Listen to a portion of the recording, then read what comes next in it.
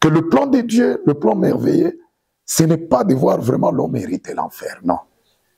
C'est quand on reçoit la parole de Dieu, on a foi en Jésus comme étant Seigneur et Sauveur personnel, eh bien, on va droit au paradis et on passe à côté de l'enfer. On va droit au paradis et c'est notre volonté à tous, bien sûr, de retrouver le Seigneur, d'abord dans les airs, et aussi nous emporte dans son royaume éternel où il n'y a que chant d'allégresse, il n'y a que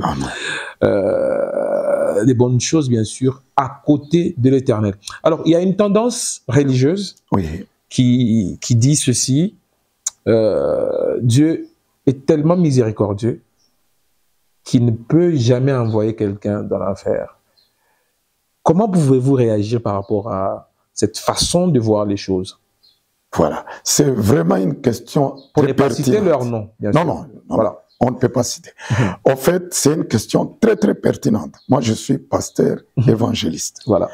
J'ai été sur terrain plusieurs fois en évangélisation. C'est un sujet qui fait couler encre et salive en même temps. Sinon, Dieu, il est tellement bon qu'il ne peut pas envoyer quelqu'un en enfer. C'est vrai. Ce qui constitue la justice de Dieu, c'est justement ça. Nous disons qu'il a toujours été derrière sa parole pour l'accomplir. Et c'est un peu de faire un pas encore en arrière. Dieu n'a pas changé. Il est le même. Hier, aujourd'hui et éternellement. Voilà. C'est le temps seulement qui ont changé. Quand on parlerait du temps de la loi de Moïse, et même avant que la loi de Moïse ne vienne, Dieu a parlé par le patriarche. Quand nous partirons de Noé jusqu'à, je ne sais pas, Abraham, Moïse, jusqu'à Abraham. Puisque déjà avec Moïse, c'est la loi qui commence. Et les prophètes, on a dit, c'est Dieu-là, examinons. Il a détruit Sodome et Gomorrhe. Est-ce qu'il n'était pas bon pour autant?